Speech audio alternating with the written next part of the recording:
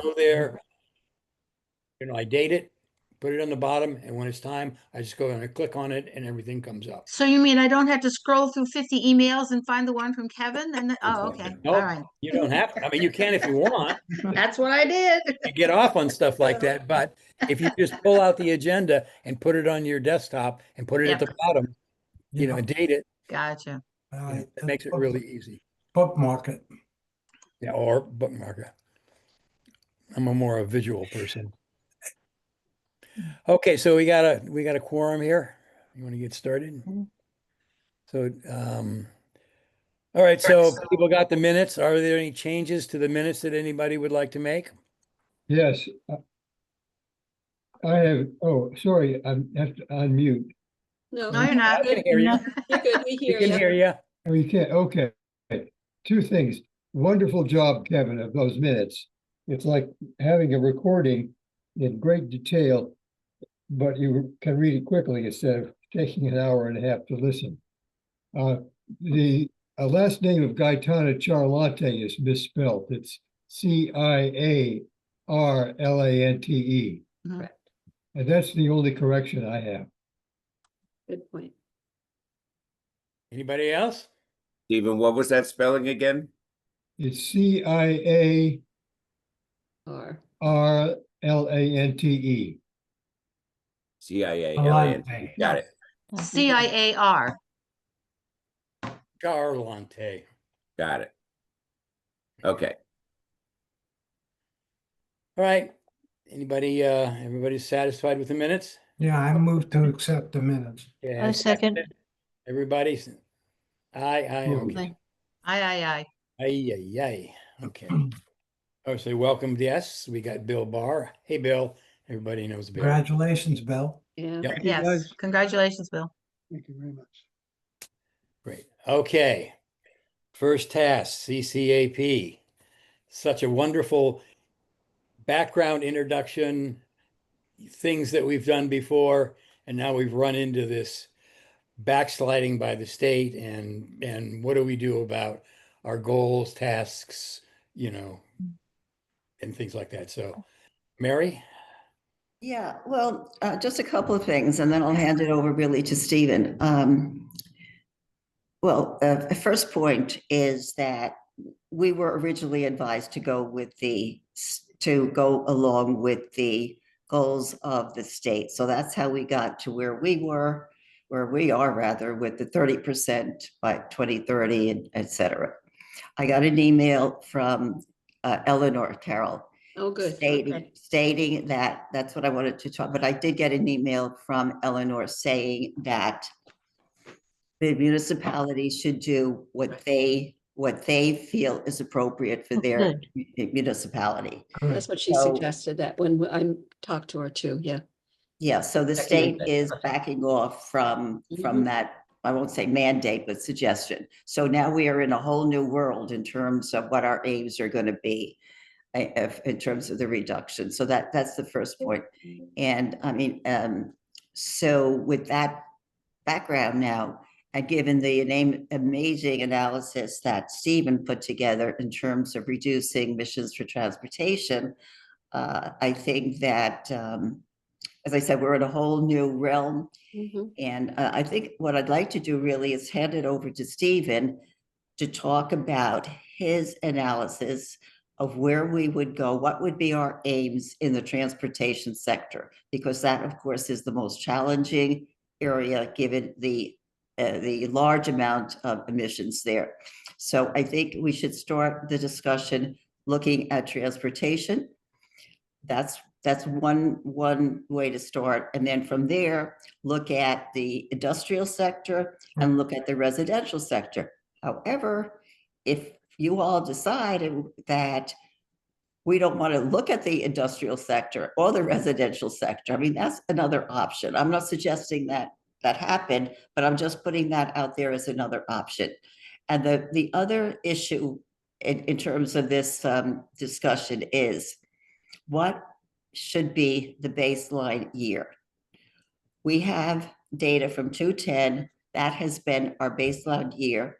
Stephen's analysis looked at 2020 2022, which is again another option for Mm. to decide where do we want to start from? Do we want to reduce from the 2010 or do we want to reduce from the 2022? So that's kind of the big issues, the big picture issues. So Stephen, would you like to take it over from here and lead us through what possible options are for reductions in the transportation sector? Thank you, Mary. I hope everybody read what I said. I emphasize that that's not an expert opinion. It's me plugging away at the task that Skip gave to Carol and me of figuring out what kind of impact we could make. So Well, I thought it was very significant, so I think don't be so humble. it's a reasonable job. And first question, Mary, is do we have to state objectives for the plan? It's nice for a plan to have objectives, but do we have to state what they are? Is No, that a requirement of Right. No. writing a no. plan? At this point,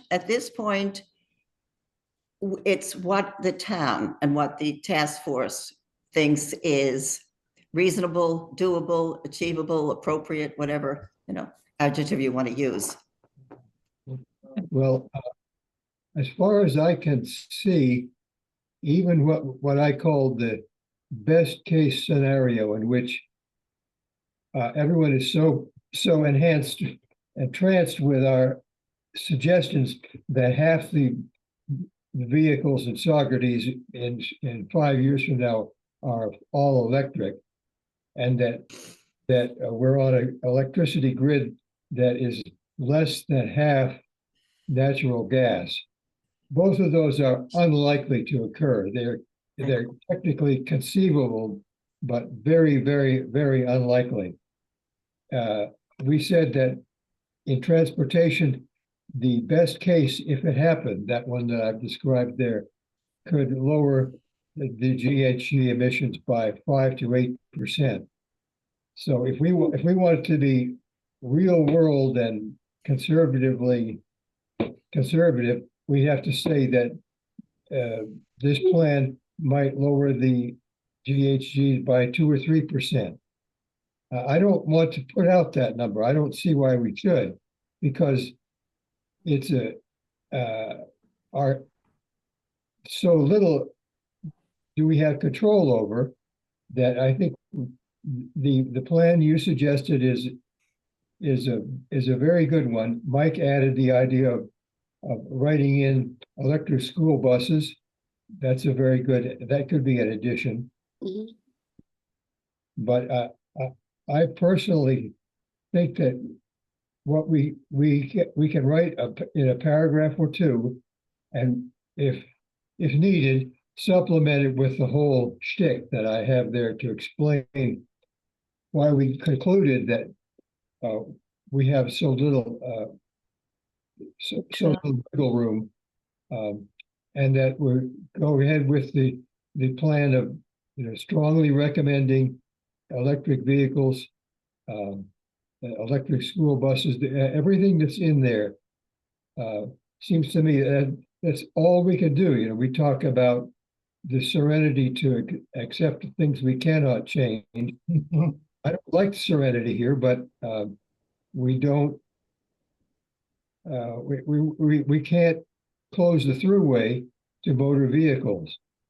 We can't tell someone you can't drive into Socrates in your gasoline powered vehicle. We can't do those things. So what we can do is encourage electrification and encourage pedestrian pathways, bicycle lanes, public transit, electric public transit for that matter. Those are really and I think if we wanted to think about our own goals, I think going from 2022 makes sense to me. It's just harder since in transportation, 2022 was higher inventory than 2010. It would be even more difficult to make inroads on 2010, because we'd have to be, we have to make huge decreases from 2022 to get below the 2010 level. Carol, Uh, I think we're getting a little stuck on what this means. From what I understood from Eleanor Peck, she suggested that this was an aspirational goal. And I don't know, certainly what you bring up makes sense. But I think you can say from 2010 to 2012, we went up. But that's because the traffic went up, and that's what's, we can put it in notes. I don't know if we have to be accurate about how much we think we can reduce it. We may not, she suggested that we don't even have to have goals. that's the I way. don't know if that's what you heard, Mary, but that's what she was suggesting to me at the meeting. That was off the cuff, so to speak. Because she knows that the New York State goals are not, they're aspirational for sure. Yeah. And sometimes they can inspire and sometimes they can undermine. I don't see why we should state them. You don't see why we should state, yeah. Just I don't, state what do goals. you think, Mary? What did you hear from her? But the email I got is what I said. Okay, She said you do that. What she said is communities are doing what each community is doing something different, and pretty much what makes sense for them. So that's pretty much what she said. So now you've raised another question. If this is another question, would we want not to have goals, not to have any targets or any aim for reduction? No, Carol? I would say, oh, Elizabeth. well, just that what Stephen says is true, and the practicalities that we can't achieve what we had hoped, but I still think that the aspirational goals are very important, and maybe we could highlight, state both briefly. Say this is where we are now, but we still aspire to. I don't really like the word goals. There was some other word that was suggested, but not denied, not omit the aspirational aspect is what I would hope for. Yeah. I think the other word that I came up with, which I think makes sense, is just to say the aim is to use the word aim rather than, because we use the word target for the different sectors. So we could say the aim is to reduce emissions by, this or that amount. I think that's a softer word. It's a little bit more, that's your aim. If you reach it, you reach it. If you don't, you don't. So the question is everybody in agreement that we should put in aim for some reductions or leave it out? Aim for some reductions? Yep. Okay. Oh, Mike's got his hand up. Oh, sorry, Mike. Yeah, getting back to Stephen, he indicated that we are only in control of 20% of the emissions in Saugerties. So using that In transportation, which is the biggest sector. So within 20%, Yep. maybe there's an aspirational thing that's realistic. Correct. If we don't use the whole 100%, we're dealing with 20% of the transportation sector. And within that, maybe 30% of 20% is reasonable. Okay. Well, that's about where I said the 5 to 8%. But that's still a best case. We could use that if you all wanted. I just think Skip brought this up very astutely at the last meeting that it would be foolish to, not foolish, but unwise to propose a plan that if looked at closely would fall not just a little bit short, but woefully short of the stated goals, like 30% reduction 2010 levels. We're nowhere near that. But Carol has her hand up. Carol? So of that, I think we could divide the transportation into two sections. Mhm. One is the community in Saugerties, community controllable or something. Like you mentioned, it was 20% is what we think we have some information on. The other 80%, I gather, is trucks and everything else coming through that we have no control over. So on the 20%, we could have an aspirational or aim to Mhm. reduce it. And how often do we have to do these GHG inventories? Is it Pardon every me? 3 years?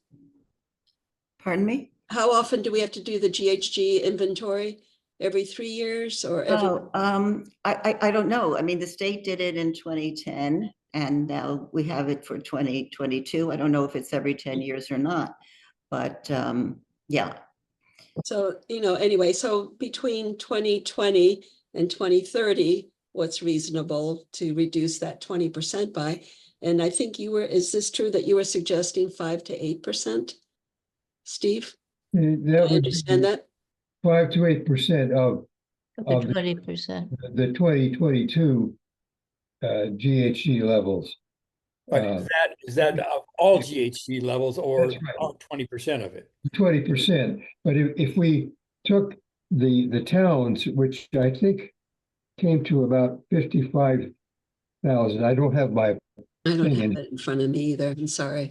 something like 55,000 metric tons uh, in- generated on by what we thought by inference were vehicles that would take advice from Saugerties leaders. So we could work with that 55,000 and say our goal is that if we repeated the analysis, guessing at the number of vehicles and the miles traveled and so forth in X years, that we would see a reduction from 55,000 to 40,000. That's or 56, Or 50. say 50. Any. Again, that's asking an awful lot because people are not going to rush out and buy electric vehicles. Yeah, it doesn't necessarily even require that everybody purchase. Oh, I'm sorry. I thought you were. Oh, well, the 5 to 8% that I put in there required that half the vehicles be electric. What was that 5 to 8% of the total GHG or Yes, 5%'s share? 5% of the total transportation GHG. Right. So what would that relate to if we just took out the sector that were Saugerties cars? That is the 20%. What reduction could we make in whatever that number, Yeah. that 20% number is? Was to get to that 5%, we would have to assume that out of the 18,000 vehicles in Saugerties that I estimated there are, that about 9,000 of them would be electric in 2030. Just to take care of the 20% of our Yeah. share. Yeah. That could be possible, though. It is No.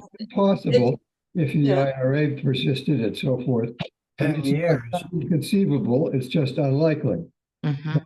We could use that, and Mhm. if that happened, we could knock the. I'd have to pull out the paper and rework the figures, but we would be knocking down the total picture by 5 to 8%. But we could say of the part that we supposedly control by advising people in Saugerties, that we're taking a bigger bite out of it. Right. Yeah. We're finding out 10,000 out of 55, Right. 20%. So that provides I like that idea, Carol. I think it allows us to put in an objective somewhere along the line Right. and to not get lost in what we. So I think that would be a practical solution to the question. And I just wanted to note that I think half of the vehicles in 8 years, is that what you were suggesting? By 2030? Yes. Wait, we're in 2025, 4 years. Sorry, I lost my space time continuum here. But anyway, I don't think 9,000 cars changing to EV is reasonable, but hybrids might be. And Right. certainly, so I think it's a lot to ask Much. of that. We could do the analysis. Yeah, I think it would be good to do the analysis Right. to find out what the local retailers, car retailers are selling. I think you did a little of that research, Steve, if I remember right. How many EVs Sawyer's Motors is selling? No, I didn't talk to them. Okay. I just used national statistics. Oh, okay, that's okay. These are hybrids. Which I thought was brilliant. And well, that might not apply to Socrates, but we could work in if say of those 9,000 that half of them were electric and half were hybrids, or 2/3, 1/3. That can be done. And so, Mary, when is this due, or is there a due date on this? Well, there's no specific due date, but I can tell you I'm done. Okay. That's what your face looked like. We're wrapping this thing up. Yeah, folks. we're wrapping it up. This thing up. Okay. So we're not gonna diddle daddle and resolve, not one damn thing till we solve. Wasn't that John Okay. Adams that remember 1776, the musical? Diddle diddle and resolve, not one damn thing to resolve. Okay. But I want to go before, yeah, Elizabeth, go ahead. Well, I just wanted to add that I think that is a very good and doable goal. And I'd like to go on record as saying I think goal is a perfectly fine word. Aim may sound too casual, whereas goal is, monosyllable and it's direct. But I think that encouraging the 9,000. I mean, we're among the people who still have a hybrid vehicle, and I'm, in a few years or sooner than that, I hope that we'll also switch to EVs. I notice more charging stations outside places like the library, and I think that it could be done. So I hope we'll go that way. What the other point I want to make is that I think tying ourselves to 2030 is probably not the best idea. Okay. Why not give ourselves a little breathing room? To your point, Carol, between, this is going to be 2026 when we start this thing. Oh, yeah, right. So why put that kind of pressure? We don't have to, since now we're not aligning with the state. We're freewheeling out here. And I would suggest that why not say, aim for so many reductions by maybe we could say 2035, 2040. And this way, because to Stephen's point, so much of it is out of our control. It really is. Yeah. So give us some time to hopefully have the state, one of the strategies I think is really obvious here is that, support state policies and state programs that require maybe that so many cars by whatever time be electric to support and monitor the state, their policies, what they're thinking about, what they're doing. So I wanted to put out there is maybe not 2030. Should we look at 2035, Stephen, and 2040? I think that's a fine idea. Yeah, 35 would be I better. like 35. 10 years. Yes. What we could do is say our aim is so many metric tons reduced by 2035 and then 2040. Because what I have seen is that to your question, Carol, the inventory seems to come out every 10 years. Because we had 2010, Yes. this would have been 2020 because then they finally got it together by 2022. So maybe use 2025 as a year and then, 2035 as a year and then 2040. Okay. Yeah, I imagine that some of this is tied to the census. Is that why the decades? It might, because they go by Yeah. population. Right. Yeah, right. that's a good point, Carol. Any other comment? Brilliant work, Steve. Oh. Brilliant work, Mary. So where do we go from here? What do we, Mary's almost done here. Yeah, Yeah, I'm done, I'm So out. we're about to lose Mary. And Yeah. what is that relative to our discussion today and changing, nomenclature and years? Yeah. So What- so two things. If Stephen, who's done so much work on this, Stephen, if you just took what you have now for 2030 and projected it to 2040 Yes. and 2020, 2035 and 2040, is that something that you would be able to or want to handle? Yes, Great.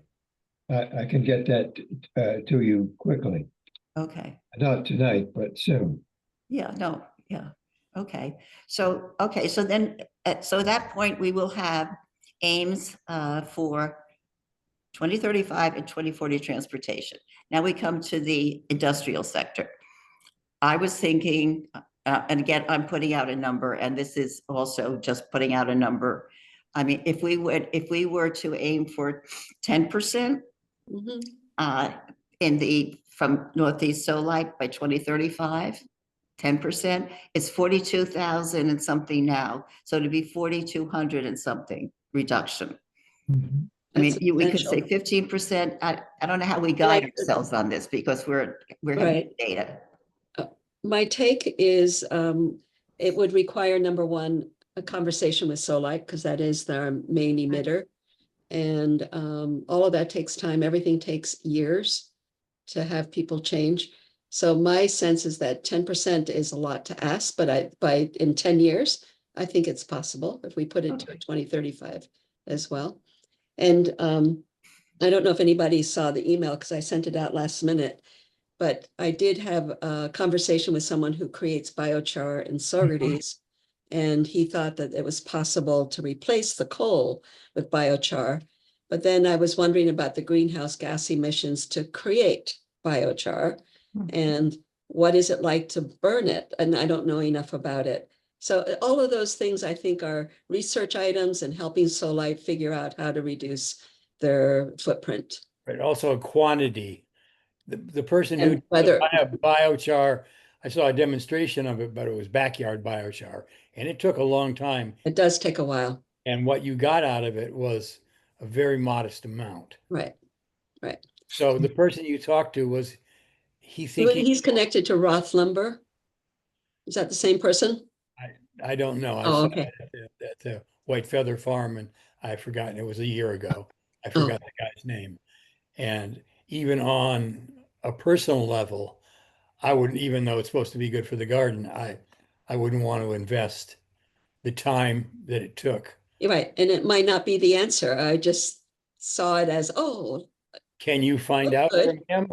yeah, Yeah. but he seemed to think he doesn't know anything about the greenhouse gas stuff that I could understand anyway from that meeting. But Eleanor Peck, again, said that she was going to look into it. I know she probably hasn't had the time to do that. And I'll remind her to see if she can put that on her agenda at some point. But I think it would be great to help Solite maybe switch completely over to natural gas. That's obviously the worst. That's the best case scenario with fossil fuel. So that might be a possibility, and maybe helping get grants. Maybe the town can figure out how to help them get grants to do that. Stephen has his hand up. Oh, I saw Carol's email just about an hour before the meeting and wrote an email to everybody about an article. This is a good thought. It's a really good thought, Carol. So you'll see my email. I also posted the article in the chat. Uh-huh. It's about using biochar in the steel industry. And even the natural gas idea, I guess I'm so off that I didn't even think of that as something to talk about, but it could be something to talk about. Mhm. So, so I think the idea of a 10% reduction we're going to go by 2035 on this one. Yeah, I think so. That's my goal. That's my, I think both of your ideas are helpful things to talk about with the solar people and part of so our plan calls for the town board. The town board would put together a cooperative group of Solite folks and other people, right? Including some of us. Mhm. Okay, I like that. It seems to me that it's quite an old book now, but the book Drawdown has a chapter on biochar. And, there may be a way of producing it more quickly or on a massive scale. Somehow the word natural gas is not encouraging to me, but I know Agree. very little about it. There may be other options besides natural gas to explore. Right. If you do it right, it's better. It's a little bit better than coal, but nobody's doing it right is the problem. Uh-huh. Anything but nuclear. Yeah, I don't think we have to get into that right now. Our Mhm. recommendation is to establish a task for the town to establish a task force to look into this. So I think, is everyone in agreement? Let's shoot for 10% by 2035? Yep. Sure. Okay, so we got that aim. And then the next area is the residential. The residential went from something like 51,000 to 31,000 from 2010 to 2022. So what would be, again, you know, we don't have a real basis for a reduction there, but would a 10% or a 15% in residential be something you think might be attainable? Only because we've had programs in the past which may come back, which have helped residents reduce their the greenhouse gas emissions. So I'm thinking 10%, perhaps even 15%. And again, it's a guess. So, Carol? And it has a lot to do also with the number of people that might end up living here if we expand our affordable housing, et cetera. And maybe we could influence the policies of how to heat those places. We were just talking off right before this meeting. Bill was mentioning that he had a heat pump hot water heater, which we just got, but he's had his forever. But people are adopting heat pump technology far faster than I've ever seen and heard of until recently. So I think there's a good chance that we could do easily 10 to 15%. Okay. And maybe even 20% in 10 years. Well, we could say maybe, 15% by 2035 and maybe, 20% by 2040. And also the town does have some control over this because the town has the ability to adopt the most stringent energy code for new buildings. Correct. At this point for new buildings, the point being the town has the ability to adopt a stringent energy code, which will help with the residential area. And also, because it is the residential area, the community we could get the community behind this sort of a program.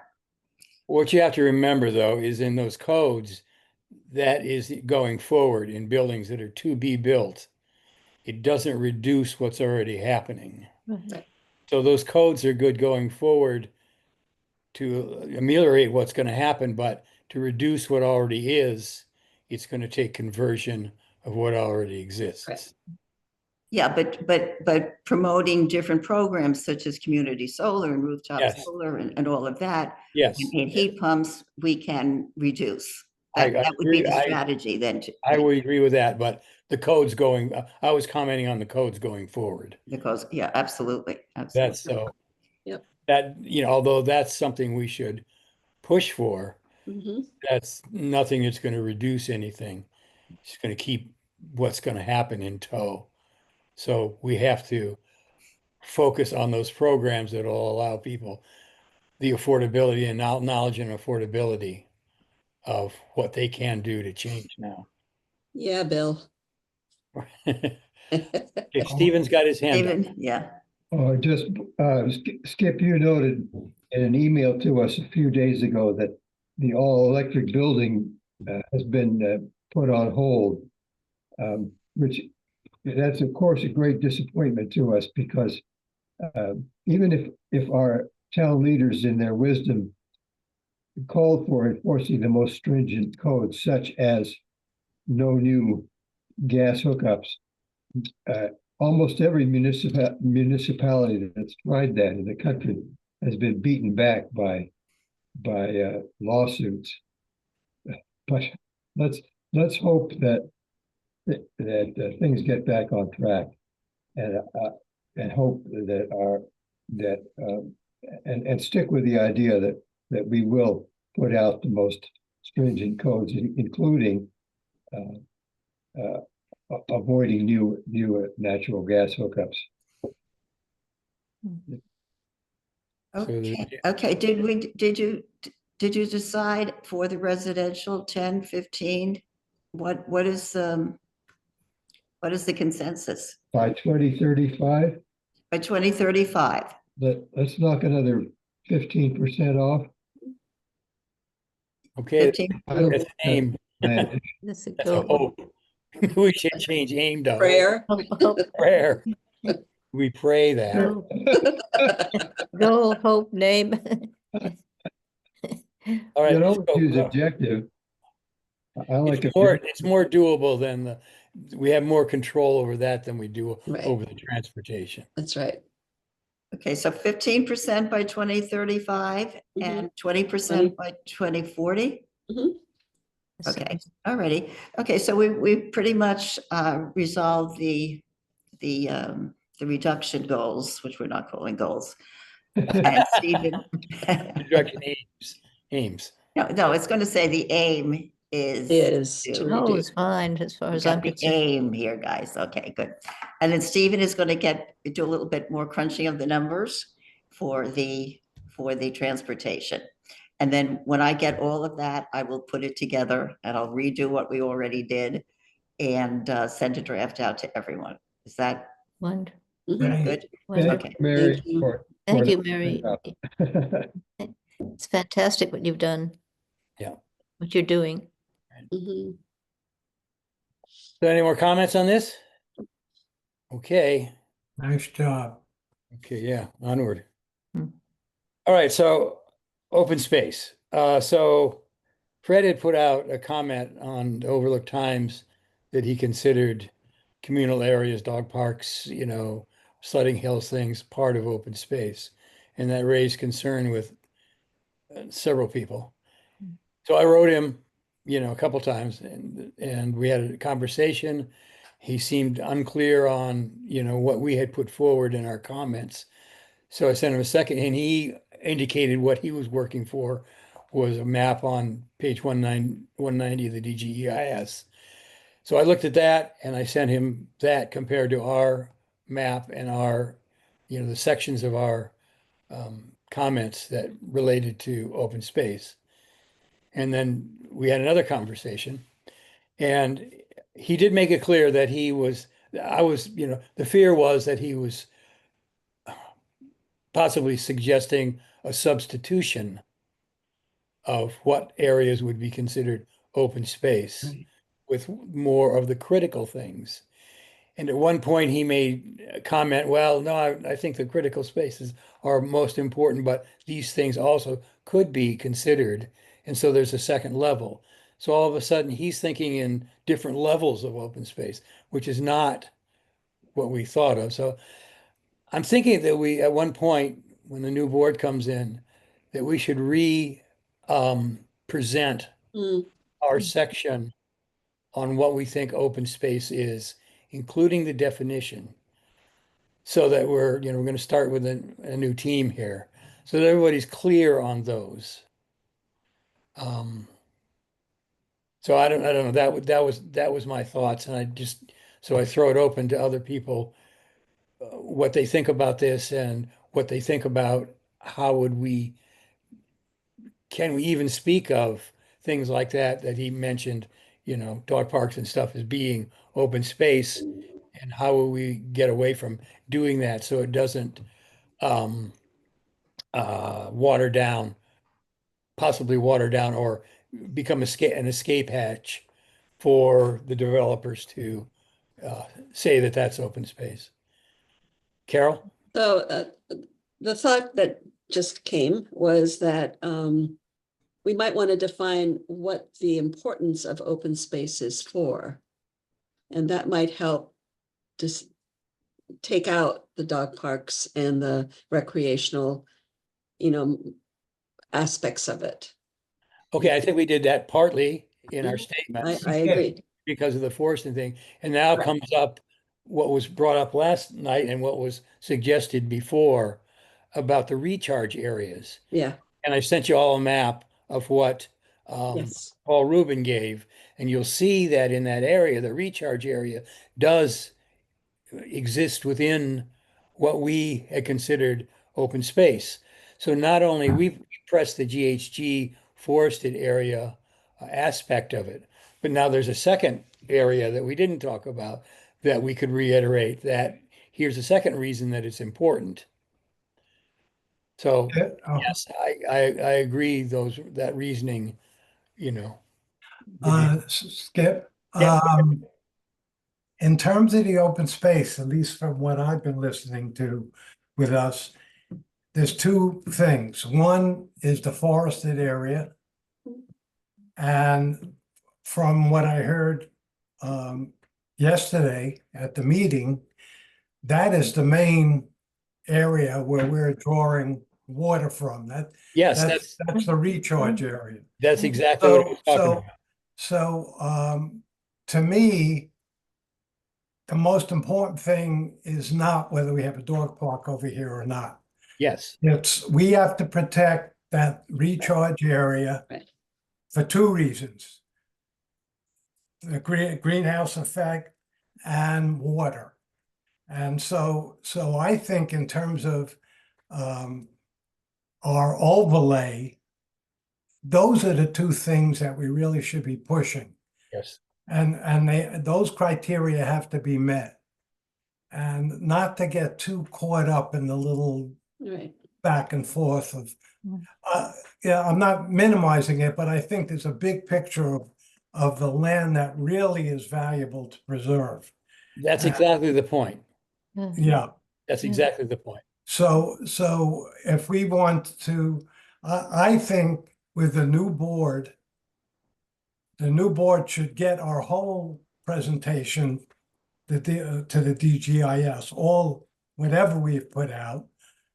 But if we want to do something specific concerning the overlay and especially water, I would condense those two, and maybe we can reiterate just for the new board what we feel, because they haven't necessarily followed everything that we put out. Right. And even this board, because And even this board. Fred seemed a little bit unclear Yeah, what we'd say. So to clarify that is important, Mhm. and to emphasize why the reason and the reason to be of open space, that is protection of habitat for GHG and for water recharge Wetlands, protection. and So and those are and, the and carbon things. sequestration. Yes, see, right. Yeah. Yeah, so at least three things. Okay. Mm.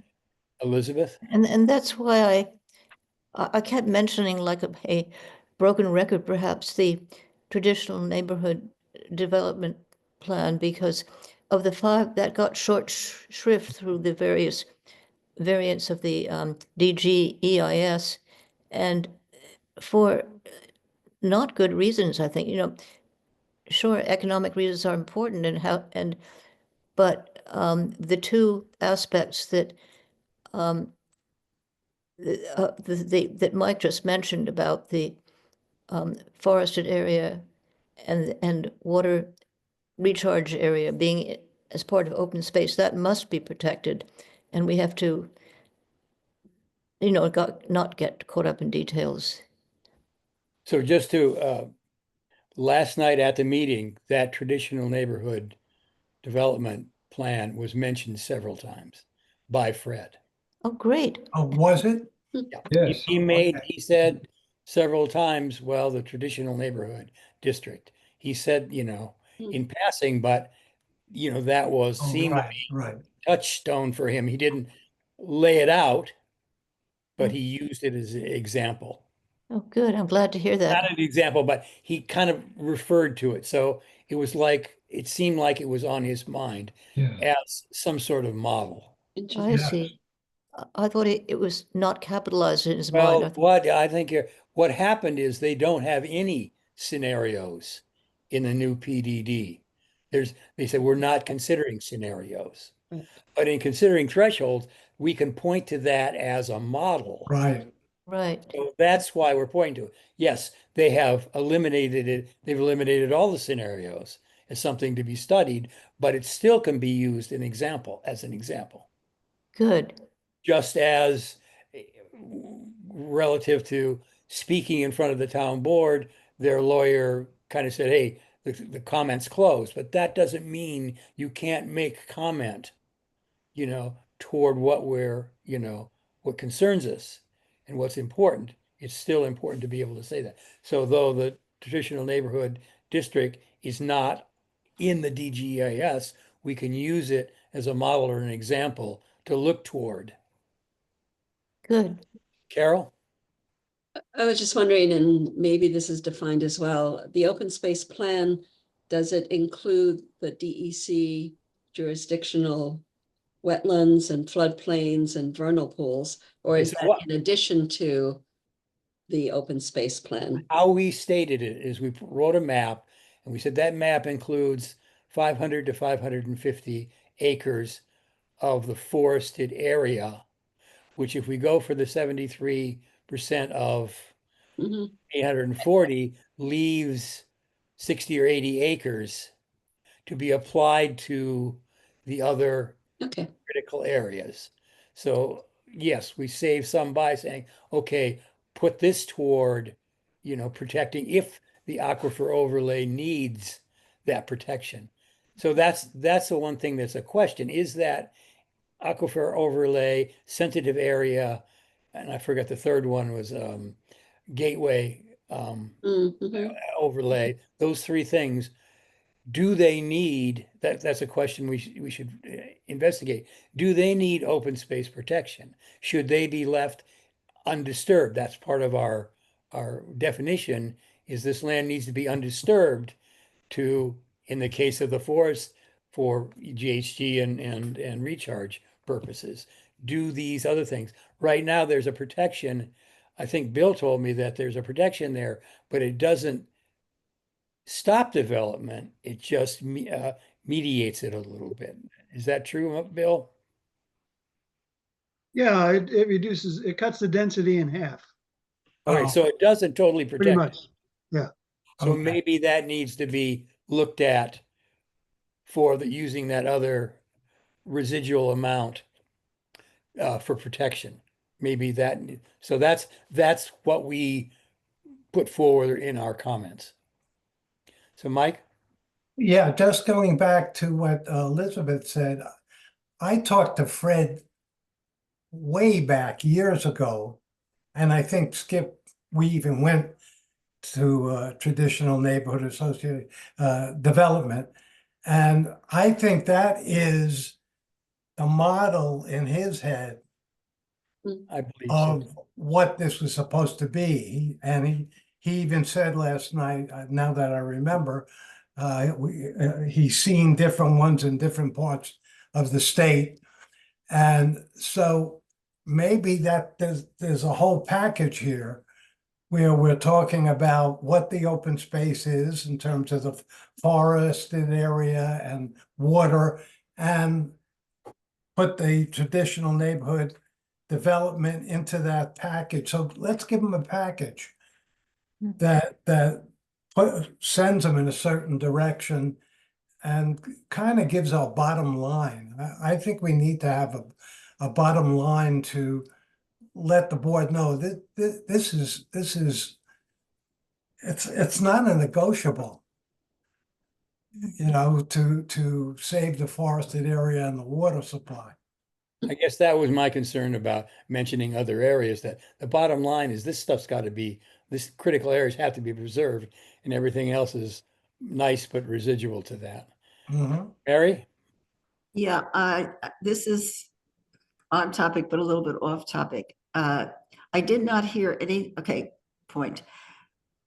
We were asked originally to request a supplemental to the DGEIS because of the information about the water situation was not included. I didn't hear anything last night about a supplemental, any requests for a supplemental EIS. So I don't know if you want to talk about it now or you want to stay on the open space. Well, But let's talk about it later, but I don't think, like I said, I expected more revelatory information there, and I I did didn't too. hear it.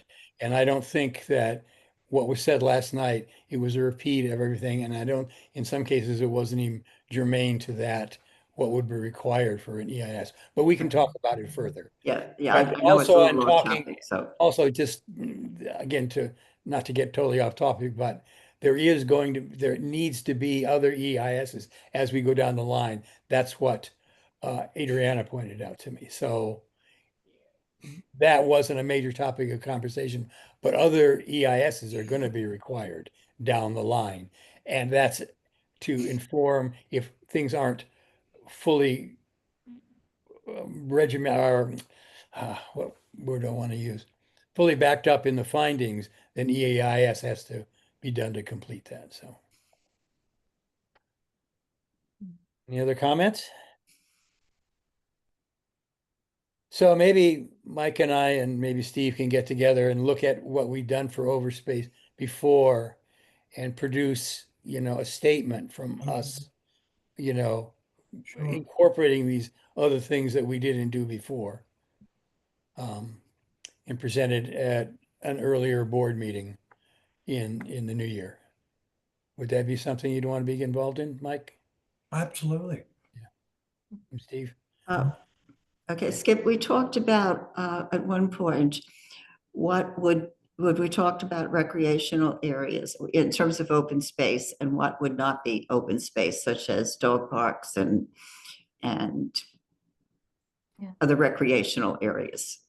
So that is part of the discussion as to what is open space, those that are not, and we included that in our comments for Yes. the Uh-huh. DGEIS. So I think that point has to be reiterated. We don't want to get into too many details because to deflect from the main point of those two topics being crucial. Absolutely, those two topics, those are crucial, but getting back to what is not open space, I think we have to restate, as we did in our comments, that areas such as, and I just use the dog park because that, dog park, golf course, playgrounds, whatever, are not open space. Well, they don't meet those criteria, the GHG sequestration and the recharge area, protection.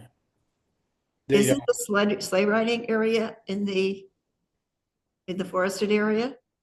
it's not forested. No, No? Not forested. It's a stud hill. There's no trees on it. Okay. Well, You know, anything that has a fence around it immediately stops wildlife. So if one of the criteria for open space is the movement, natural movement of wildlife, you can't really put too many fences up on open space. Right. Okay. So any other comment on the open space? Well, just the big ones like golf courses, Yeah. it would be obvious. Yeah. Right. Okay. All right. So Paul Rubin's presentation last night. So I'll start out and people can add, to what I have said. His two main points, I thought he kept coming back to, was fair use of the water and the value of it to the community. That's why it was important to him, that we look at this, and those things are kind of policy decisions in a way. I had a little talk with Adriana about that, and she says, these things are policy decisions, and although they have some relevance, they're not open to like scientific inquiry, not measure, they can't measure Measure it. flow, and you can't, see. But he got into things like drought, which is measurable and an objective thing, and draw and recharge and things like that. And I think that, again, we've already talked about this, but the pointing out that the recharge area was in the forested area and thus in our open space area was very significant. Mhm. What else is he? What else did she say? Some notes down here. She did make one point out, and Fred seems to be very bringing this up as a really scary point, that if we don't pass this, zoning, then we're open to having 800 houses there. Adriana's comment and says, I've got to talk to Fred about this because that's very scary. But if somebody would take that area, they would have to go through a seeker process. Mhm. Having it in the zoning does not mean they're entitled to it. Oh, that's interesting. She said they would definitely, if somebody came in, if those guys gave up to hell with it, we're going to sell it to, somebody who's going to put 1 million houses on this thing, or 800 houses on the thing. That group would have to go through a seeker process and pay for it. And it wouldn't just be because the zoning there doesn't allow you just to do the zoning. It's zoning does not free you from the seeker process, and they would have to do the seeker process.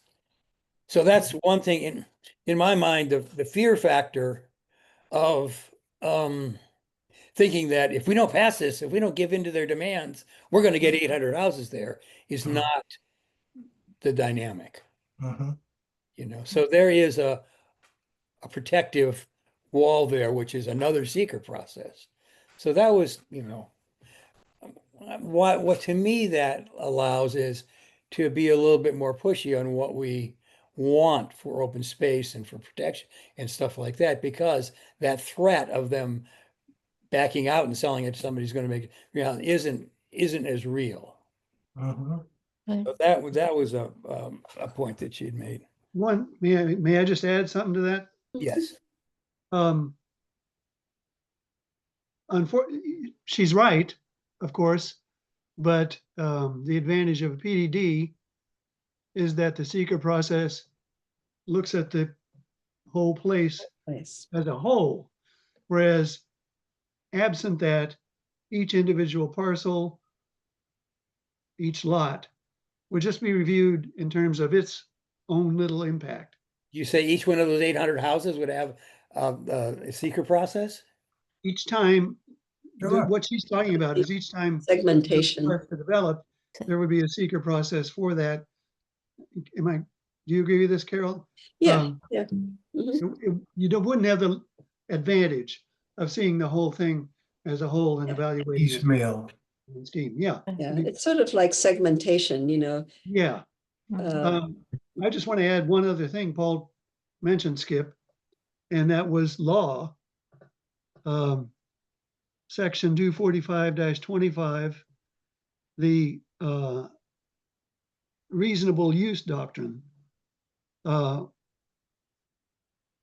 Aquifer, I can't understand my abbreviations. But aquifer something overlay, protection overlay.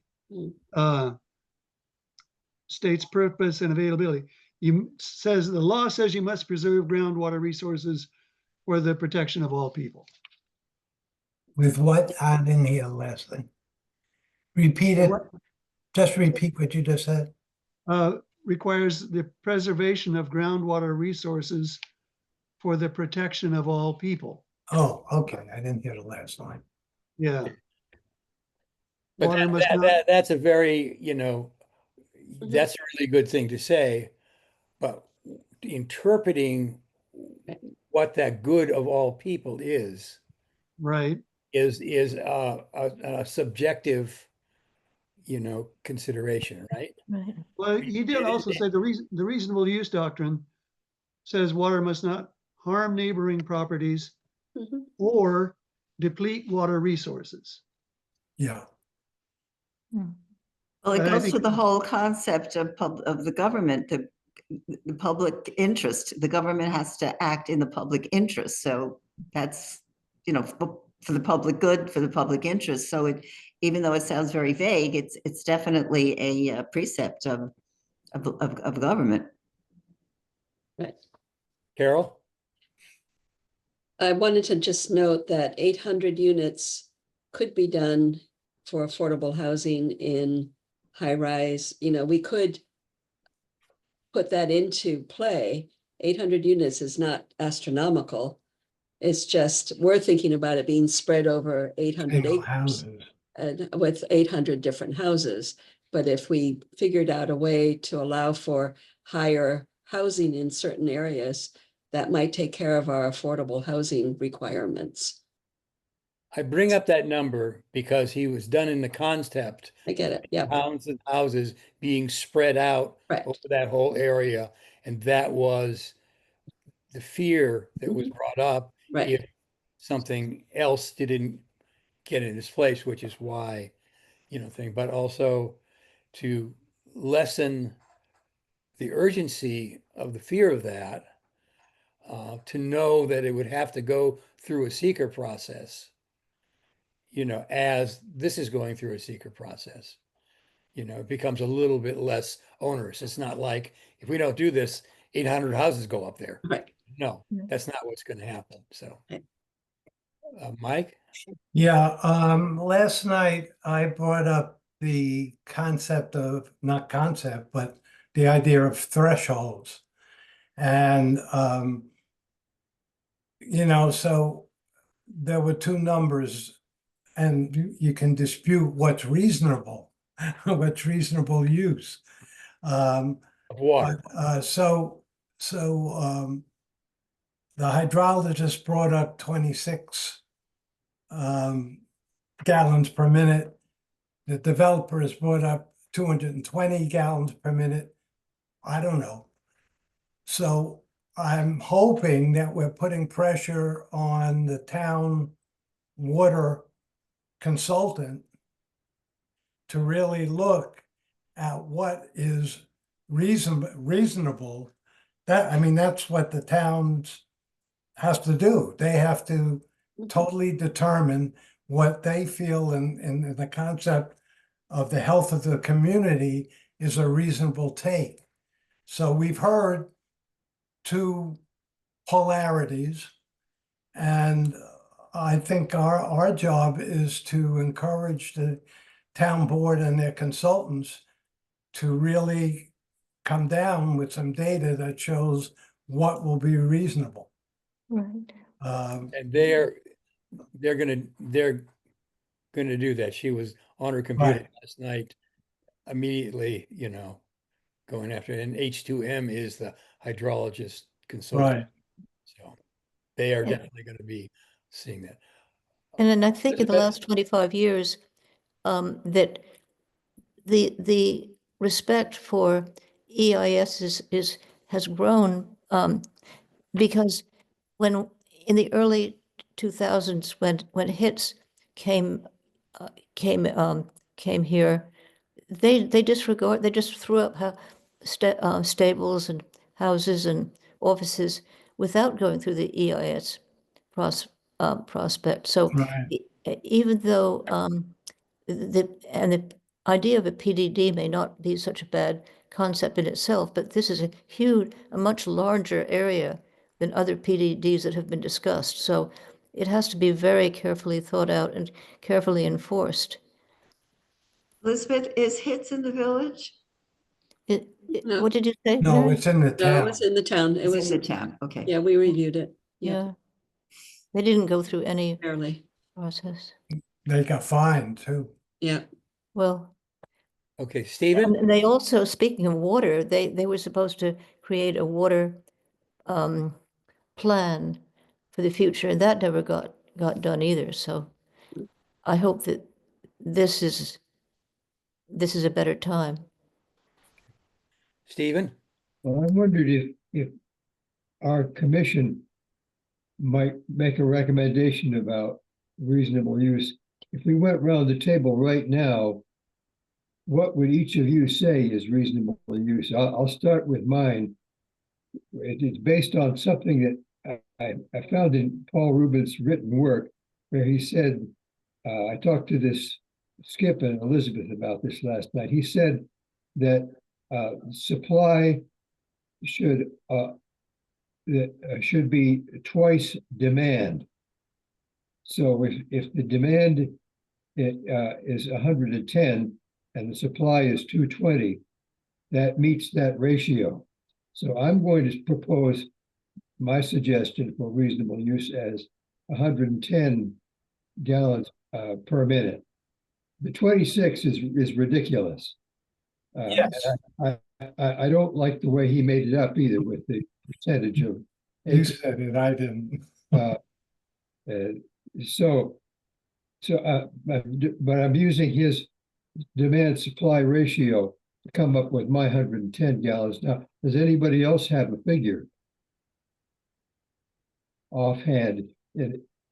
Last night they said it's somewhere between 26 and 220. But nobody wanted to venture into that territory. I wanted to jump, Bill has his hand up, but can I respond to that, Bill? Yeah, I was thinking around there too, because if you looked at the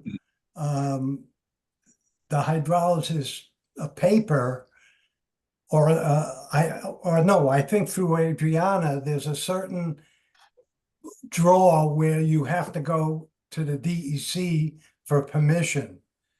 I think it was something like 100,000. I don't know, but it's sort of in the middle, just where you talked about. That is above that draw, you have to go to the DEC for a permit. Below that draw, they don't have to go for the permit. And it was somewhere in the middle. I don't have that figure, the gallons Bill? right in front of me. Bill? Oh, I think Stephen already covered it. I just wanted to make sure everybody understood how Paul came up with 26 gallons. It's pretty fundamental, basic. Divided 840 acres by 7,100 acres times 220. So it's the proportion. Winston Yeah. Farm is the whole aquifer times 220 gallons. Yeah, I think he said it was 11.5% of the whole aquifer. Yeah, that's 840 divided by 7,100. Right. Stephen? I mean, I'm sorry. Stephen, Go ahead, Mike. you finished? Well, I just looking at, this is just my thought on that 26.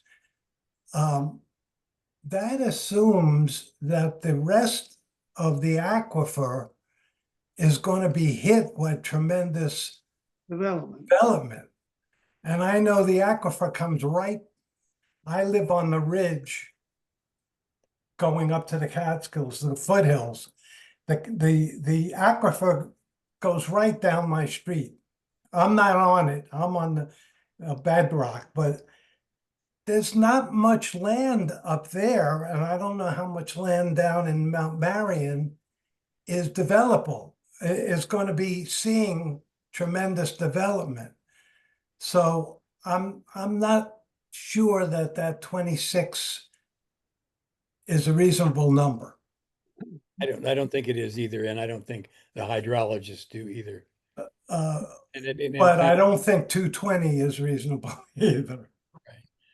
even, I was just going to say that if the 11.7% is based on the ratio of 840 to the estimated acreage of the aquifer, then anyone who owned the entire aquifer would be entitled to 100% of the water.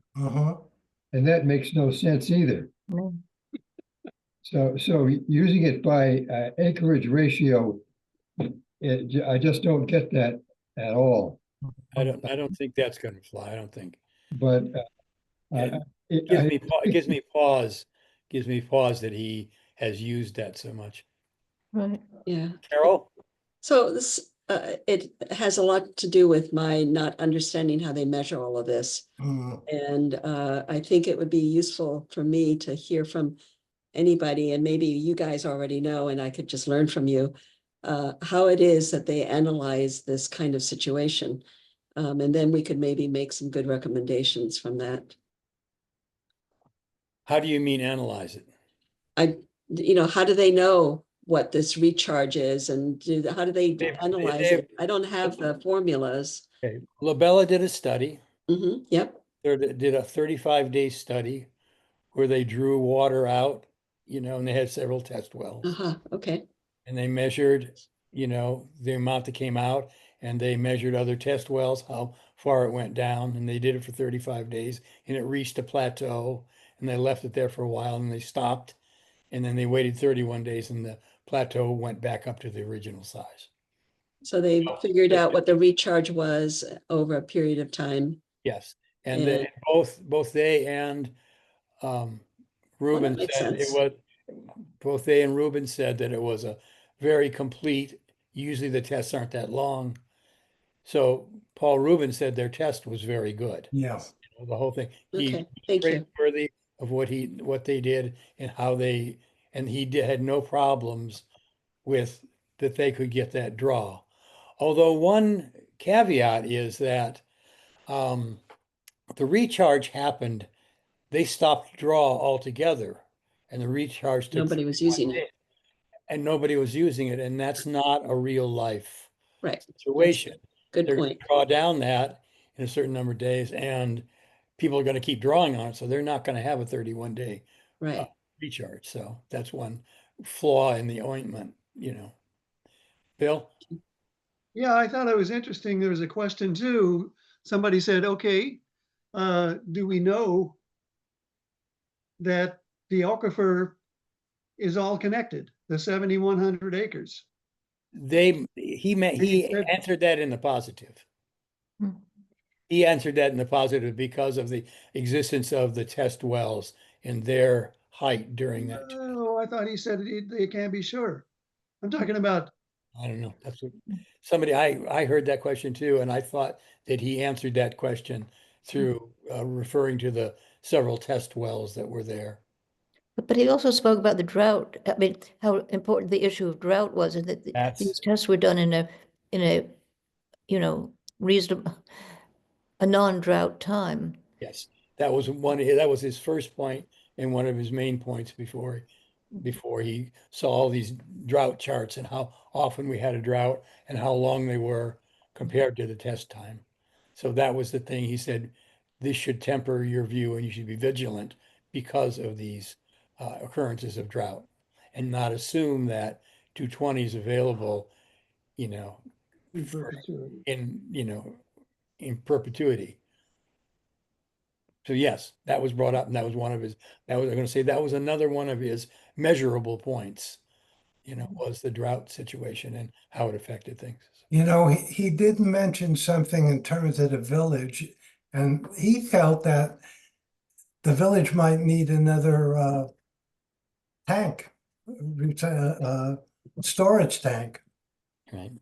to offset drought. So it had nothing to do with the Winston Farm per se, but he seemed to think that was something they should look into.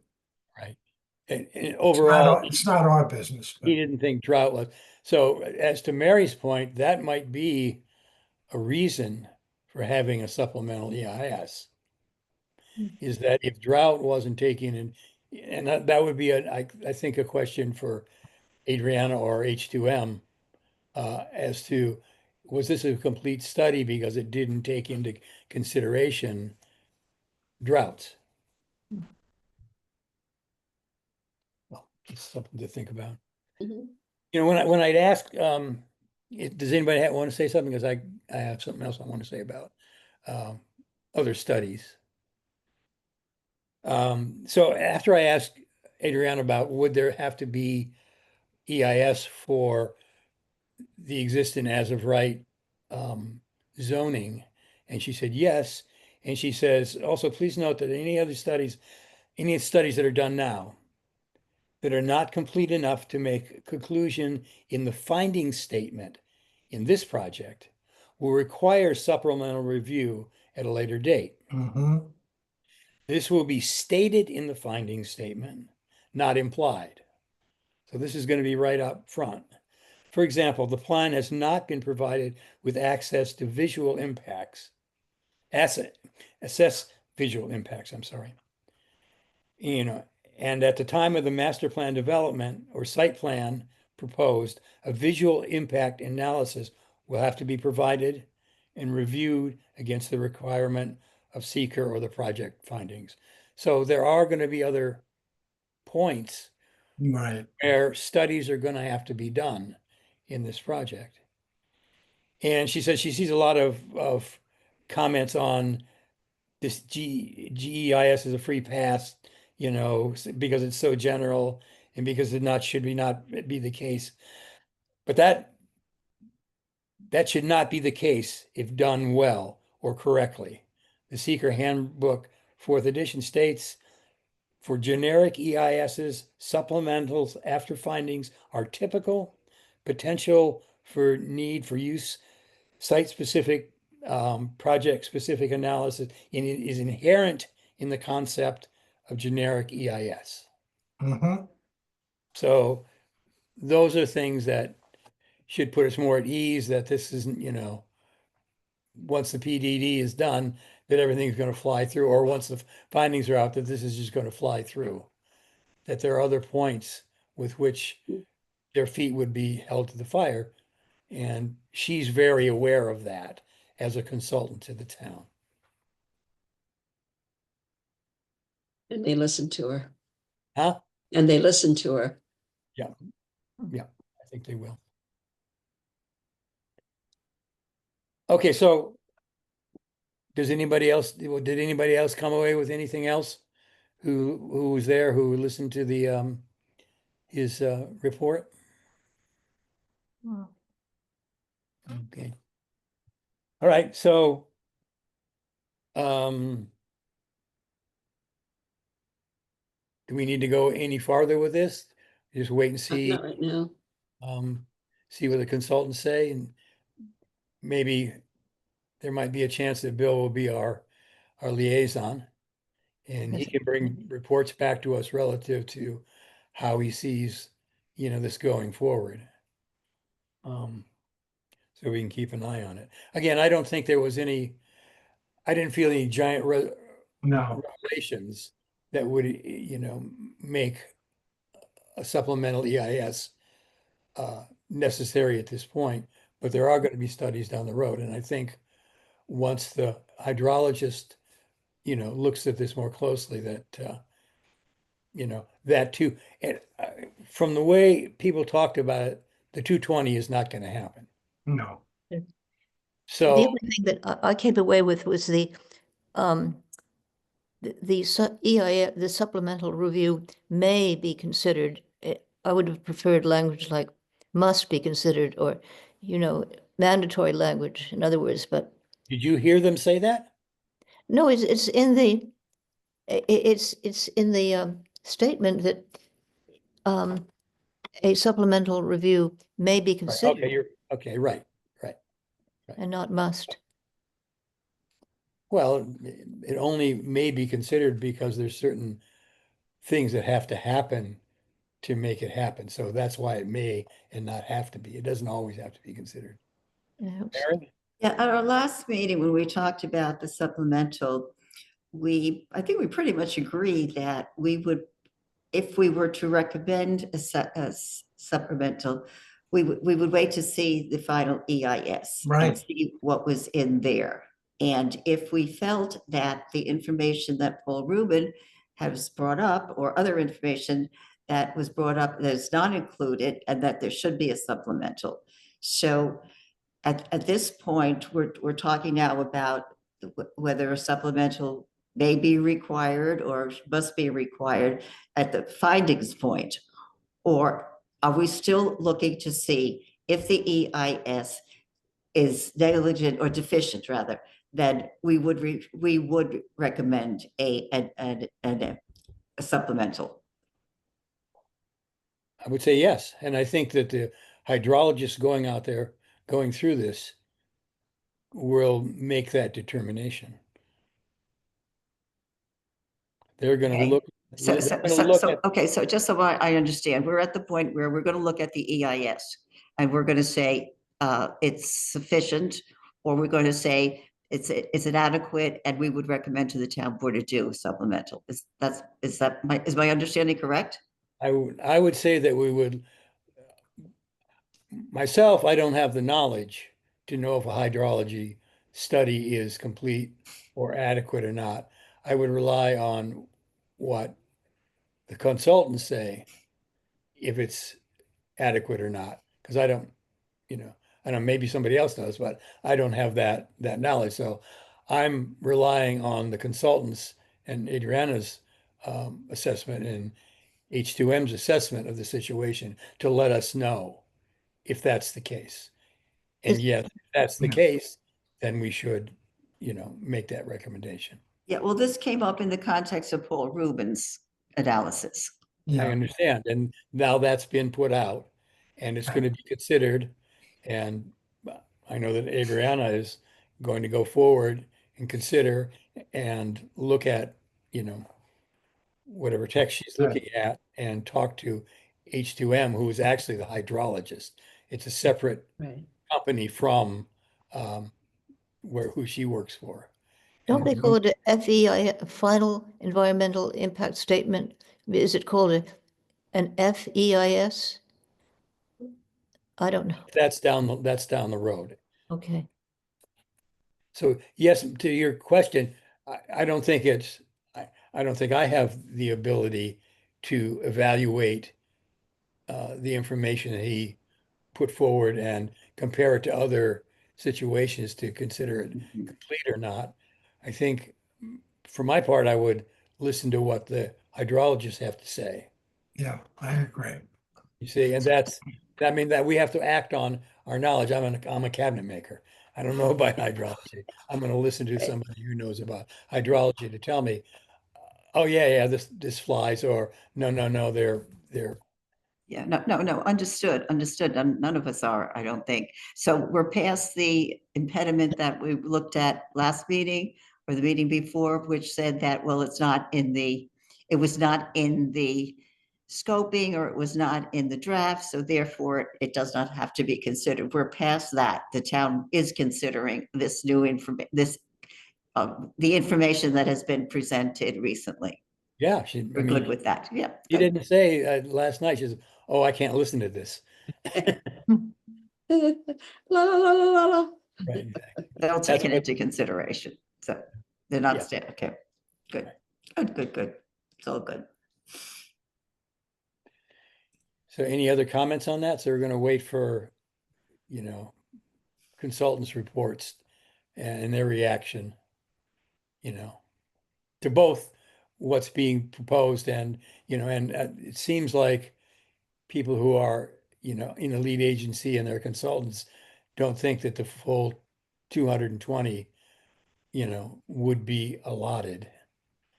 And that no mention was made of, well, there was mention made of the 50 gallon a minute that they proposed from the Montano, but the consultant said they're really going to have to prove they can do that and what the effect's going to be before that can be accepted. And the thing about the pipe, the same way. Oh, we can increase the pipe and we can get a You know, that, gallons a minute. So that's all. You can't just say that. You've got to show that that's the case. So that's why we're talking about 220 and not the other 100 or the other 50, 50 yeah. in this And conversation. even if they put in a bigger pipe, it doesn't mean, But you get more water. it doesn't mean anything if we have a threshold Right. of 110 or whatever it's gonna be. Okay. All right. Onward. EMC, Carol. Well, I'm right now, I just got a letter from Jen Metzger saying that she approved me to be on it. The legislature still has to vote on it. So I'm not actually officially on the EMC until the legislature votes on it December 16th. But anyway, I went to these meetings. They were really wonderful. The conferences were wonderful. I love all this information, I guess. The NISAC, I think I quickly noted that they had these great field site visits. And so there's a exciting. lot of exciting things going on. And similarly, the Hudson Valley Regional Council, there's a lot of wonderful things happening throughout the region. And I can bring those up to date in my, I'll try to report on it in the next day or two or three. And then my next one is planning board. Yeah. And the only one that I think is worth mentioning is solo holidays. I think you guys all know where South Peak Vets exists Yes. on off of 212. Mhm. Behind there, there's this sort of forested, marshy, wet area that's been people similar to Winston Farm. They've been trying to develop it over the years. There's been many, many different kinds of development scenarios. Some of them were 49 units, some of them were campsites, and some of them, and most recently, is dividing it or subdividing it into 9 units. What's interesting is that this whole neighborhood that lives around it has gotten used to having these neighborly conferences together to decide whether they like something or not. Get together and they analyze it and they bring forth, and they all come forward to all of these meetings. So we have some really interesting meetings around this. So it's equal, to Witt's, Howie's property. There's a lot of marshy areas, there's a lot of wetlands, there's a lot of vernal pools and forested areas. So just wanted to bring that up, that it would be great to have some, well, DEC does play a role here, obviously, because there are jurisdictional wetlands similarly, but the vernal pools have not been delineated, if I understood this correctly. And so we have to rely on people who live there who can tell us where these vernal pools are, because they appear and then they disappear. And if you're not there at the right moment, you wouldn't know that this is a vernal pool area. And so I can hear Leslie bringing that up. She's not here, so I'll bring it up for her. So anyway, that's on the alert. I think what became obvious too is that we have less and less land to develop on. And so it's tightening up, and people are really trying to figure out how to use certain areas to make certain developments happen. And so we've been seeing properties come up more than once with different scenarios because of whatever reasons. So I think that's part of what's going on, is that we have less land to develop now, which is why this affordable housing piece is really important and necessary. But that's it. Okay. Questions? Anybody? Does this raise the idea of houses going from 3 stories, say, to 5 stories? to make, In this area, it wouldn't. It has to relate to what's allowed in that area for zoning. But back to Winston Farm, it could. I mean, if we wanted to sort of, but anyway, that's what this grant should help us figure out is what makes sense, what zoning needs to happen to make this happen. How do we need to change our zoning to make this happen for affordable housing? Are you talking of the grant? Are you talking about the house, the action plan grant that Stephanie was? Yeah, Adriana brought it forth to the planning board, so we all approved it. Well, I mean, I'm She saying, gave us a letter. are we talking about the same? Yeah, Okay, just yeah. wanted to make sure that we're talking about the same, Mike, because I want to from get what I rid read of Stephanie's, it's exactly the same. Yes. Yeah, so I mean, we could talk about that now. I mean, I'm going to bring it up in the, so Stephanie, and I sent this all around to everybody, asked for individual support plus CAC support for this housing action, the grant to support the housing action plan. But I didn't, she wanted us to tie it into our, Mhm. our purpose. And so I asked people to, think about what that might be. Um, well, and I piggybacked on what Leslie put out. And she said that it would tie into us if we were talking about density, just what Carol talked about. Density regulations that allow for more open space, because our charge is to really protect the viability of open space and land use. So if we tie it into a program that supports more dense development in terms of height, then maybe it connects to what we do. Mary has her hand up. Yeah. I think you're muted, Mary. Mary, I think Yeah. you're muted. Yeah, okay. Yeah, the other angle that I saw on this is tie it into the homes being energy efficient, being, weatherized, being insulated, Sure. having a renewable source of energy. That could be an angle well, it fits in Sure. with our climate smart task force, I guess, more than the CAC, but. but is it affordable? Mhm. All this, all these requirements, does that make it These tie are in? not requirements. This is a study. Okay. I don't know if that's what they're looking for, but we're trying to spin it from our point of view. Exactly. Carol? I did, I think also the last minute email was because of my sense of dwindling land availability, I wanted to make sure that we have places for our solar to expand on and places for battery energy storage systems. Because Is that that's coming up housing? in front of us all the time. Yes. We have solar companies wanting to develop on steep slopes now. So, I would love to have a study made to guarantee a certain amount. It doesn't have to be everywhere, it doesn't have, but we have to allow for battery energy storage systems as well. But This seems like it's a housing study. it is a housing study. This is. It is. So I don't know if we use up all the land for housing, then we can't do anything with the other things that are required or needed, or from my perspective anyway. Maybe housing is the only thing and somebody else could do solar somewhere else or battery energy storage systems. Linda? We are going to need storage systems, that's for sure. Again, we should look at what this is, where this aims. Right, The letter is due tomorrow. Right. right. So I think we should just do it. She didn't bring it up till day before yesterday, and I put it out.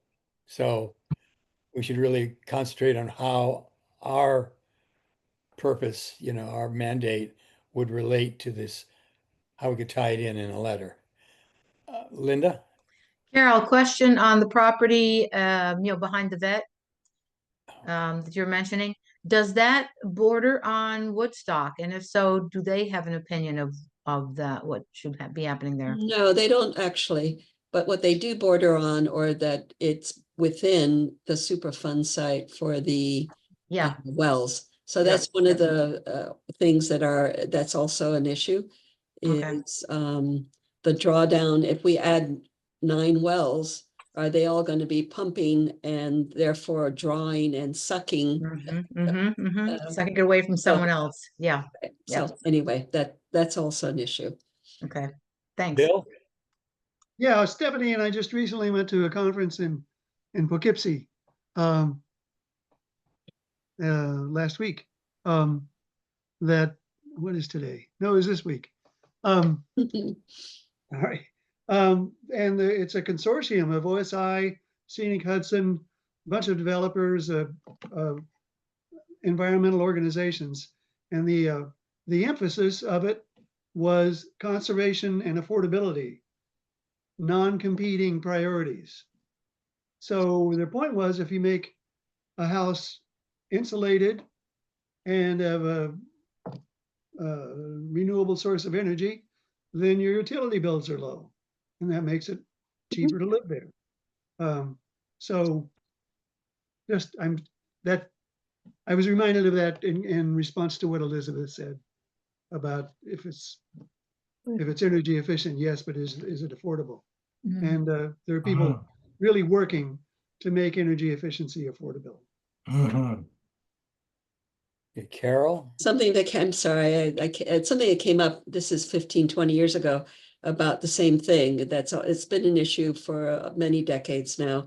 And the banks, the idea is that the banks should really afford mortgages to people who seem to not have enough money, because if it's a well-insulated house, their maintenance money will be far less, and they'll be able to afford more mortgage. So anyway, that was an argument being made at the time, and just wanted to throw that out there.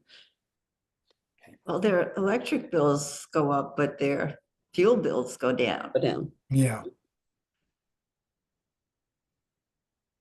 All But right. I remember years ago when everybody had electric houses and we couldn't wait to get off the Right. electricity because it was so So expensive. expensive. So, it Now could, we've got it could some swing really, way back the other way. right.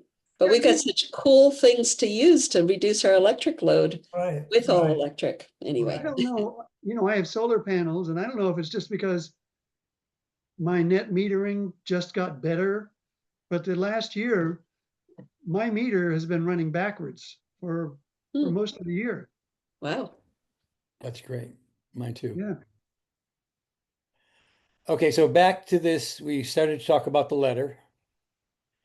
And does anybody want to volunteer to put a letter together for Stephanie? What I did is I reached out because she wanted it on a letterhead, and we don't have a letterhead. I reached out to Fred and said, we don't have a letterhead, Stephanie wants to do this thing, are we able to use town letterhead or something? And to my surprise, I thought he would say, oh, no, you can't do that. The town board would have to approve it. He had Terry send me the town seal and said, yeah, you can use this. And I would be appreciative if you would support the grant for this housing study. So he was very positive about that. I don't have the time to do it. I had the seal. I know you have the seal, but does anybody have, looking at Stephanie's request and the letter template, does anybody have the will and time to create a letter, short letter, it can be a paragraph? There's just not enough notice, Skip. There is just not I saw this what's yesterday, and I mean I was driving half the day, and I at 10 o'clock in the morning. I mean, normally I would, but I I understand. had more time if the time could be extended, but no, I can't take it on. I mean, I did email her. I just made a personal letter and just emailed it to her she wants to use it. So that's easy enough to do if we want to do. Right, do but it she was looking, individual. she asked specifically that the CAC. Yeah, I understand that, but I was asking if anybody wanted to. Does it yeah, have to I be agree with tomorrow? Mary. I understand, believe me. Yeah, I'm just putting it out there. You know, I got the logo together and I've got a header together. We just got to plug something into it. So, Stephen, but you did say that Carol said that the planning board has done it. Yeah, and- I was looking for the letter to see if I had a copy of it at home. And Yeah. might have it at work. what does the planning board, if the planning board writes a letter, I mean, before we have put our name on certain initiatives, and all they do is say, okay, Town of Saugerty CAC, supports this. We've never been asked to write a letter before on a letterhead. Yeah, Does the planning board write a letter on a letterhead, and how do That's a they? good question. I don't know how it got submitted. We were just given the template, and maybe it's the same one as Stephanie put yeah, out. And we agreed to it and said, they could put our names to it. It would make more sense coming from the planning board, I would think. More direct. Well, she asked. Yeah, I think it's good for us to sort of weigh in as well, if Right. that makes I sense to thought everybody else. I thought Stephanie said if you have a letterhead, or wasn't it? Yeah, If, but we if you don't. have a letterhead, we Yeah. don't have a letterhead. Yeah, so, but you can still write it. Right, you can don't still need write a it. Letterhead. But what do you put at the top of the letter? Conservation Advisory Commission, Right, yeah, 4 High Street, da, da, da, da. Okay, well, it doesn't matter. I got it done. I have that logo and stuff. Okay. oh, okay, great, I've got that. okay, And I was just querying you on what you had done before. And Mhm. I don't know. I don't know. She said she would like to have it on a letterhead. That's what she said to me. So I followed that guidance Right. and followed the guidance that I asked her, do you want me to spread the word? And she says, I've got enough individual letters. I would like some more with letterheads from organizations. And then that was yesterday. So I understand it's too much time. I'm just putting it out there in case Yeah. somebody yeah, wants to do it. If we okay. don't want to do it, Stephen? I must have misread because I thought it said that it was directed to individuals. So I sent her I know a you letter. did. Right, and I did too. And I Mike did- did too. So I, That- She made a that- request of me. She said, I've got enough individual letters. It would be great to have an organizational letter All right, on a well, letterhead. I didn't see that. so, So she sent it to me and then I passed it on to you. She sent me that. She didn't send it to everybody in CAC. Is it so time bound that it has to be done in a Friday. day by tomorrow, or tomorrow? That's what she said. Skip, could you just say, the Saugerties Conservation Advisory Commission is in support of, and then give the details, yours truly. Okay, I could try that. I know, I mean, Good. rather than going through the letter, adapting it, picking Okay. out this, deleting that, da, da, da. Would that not be sufficient? I would, it might. If everyone on the commission says, if everybody supports this, just, put our names down. Yeah, I found the letter, and I can just send it on to Skip if you want, or if you want, I can take the one that you have from Stephanie. It might be the same in one. And But Stephanie's was pretty long and it didn't really relate to us. uh-huh. That's what she wanted it, I don't know. So it basically can I read it's 3 paragraphs long. Is that how many? Yeah, it's Oh. probably, I didn't want that. I didn't even consider having something that long. It was long-winded. And, she's going to get it. She wanted people to modify it. I just basically signed it and sent it back to her. Okay. So, and she wanted one and she asked specifically that it be on a letterhead. And she said, try to connect it to your person, your purpose.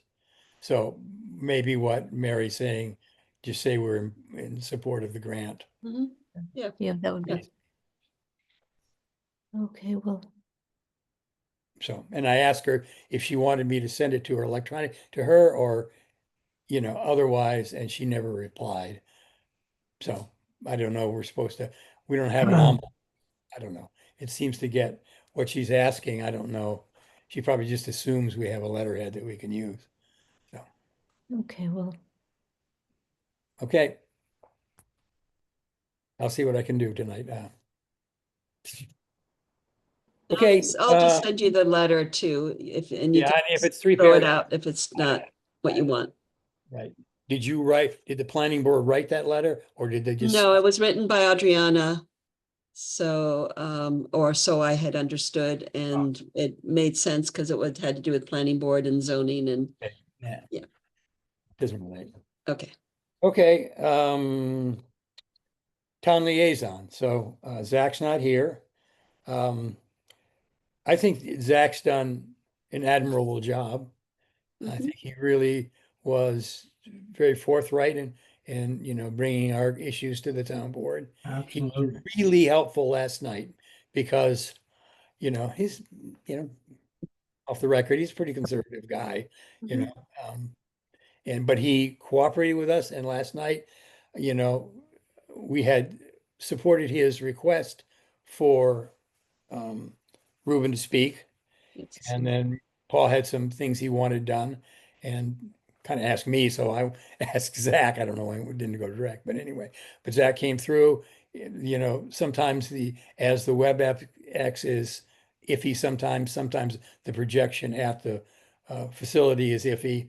And I asked him to be sure that it was his. I'll bring my computer, I'll get an MDI cord, whatever that means, and make sure that everything's right. And he came through beautifully. So By the Yeah, way, I think your MDI cord was left there. was what? There was at the end of the evening, there was a cord still hanging down from the ceiling. So I guess he had to use that because usually you can get to it through the computer. In the past, Yeah. that hasn't worked, so they'd have to direct wire it. Zach brought that. So in Okay. case that happened, what I'm pointing out about Zach is that he really went the whole mile to make sure that presentation happened.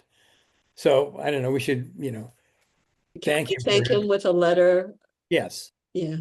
yes, I think we should. did the WebEx work?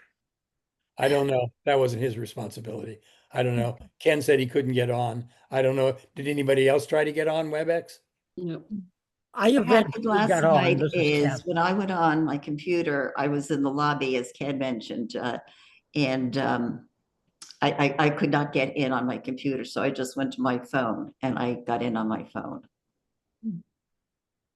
So I got in. Maybe in the future, we have to send out a letter of suggestion that something has to improve there. Right. I think I it's, must I say, think the it's really, audio was better last night than it has been in the past. The camera work. Well, anyway, I don't know the camera. I don't know if anybody's working the camera, but it does switch. But when Ruben was speaking and pointing to something, I mean, the camera was on Zach. So we couldn't see Ruben and we couldn't see, but was he Yeah. pointing to something somewhere? I don't Yeah, I didn't. Did you see I didn't see a camera person there I didn't tonight. see. So that was the web. That was that thing they call the owl. Yeah. Yeah.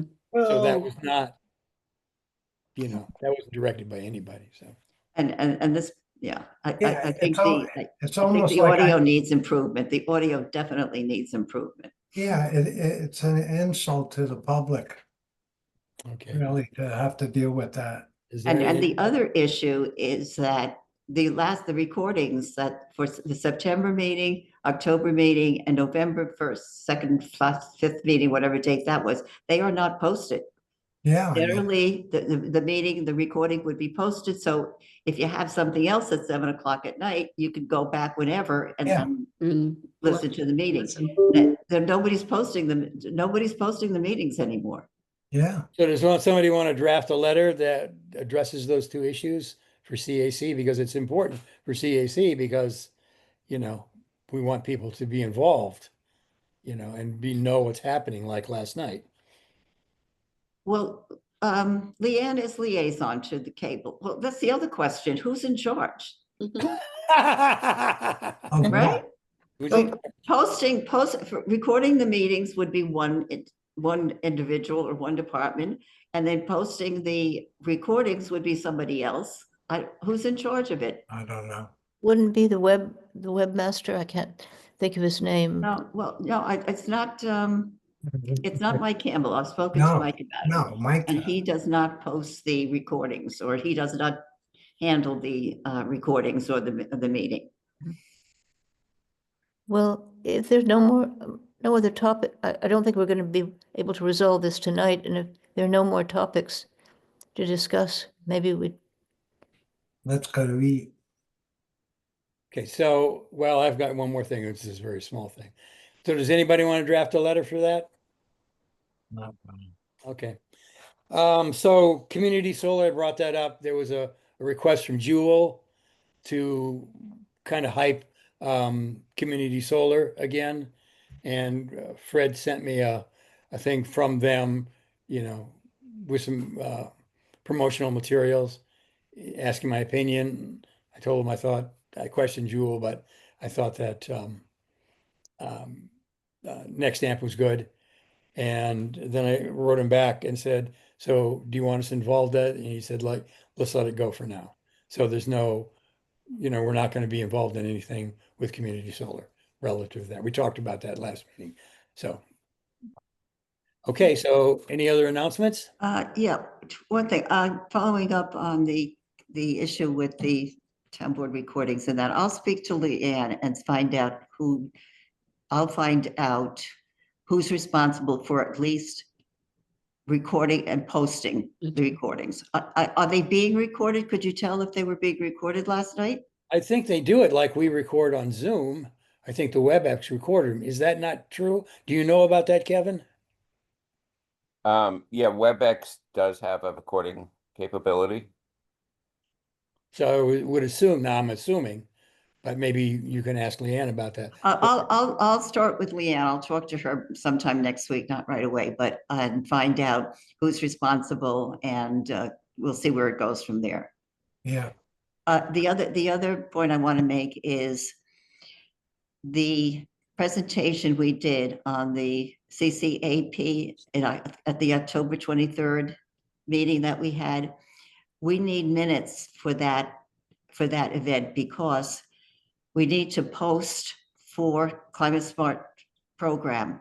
We need to post that we had a public presentation. We had 2 public presentations. We have to post, the different things that we did. So we're going to need minutes and approval from the CAC for those minutes, so that they can be posted. Because the town will get 16 credits for the inventory and 16 credits for the plan once we present it to the State Department, but we'll need the documentation. We won't get approval unless we have the documentation. So those minutes, we're going to need those minutes to document that we had a second public presentation on the plan. Yeah, no problem, Mary. I just have a question. Do you want the minutes to include the slide deck as well?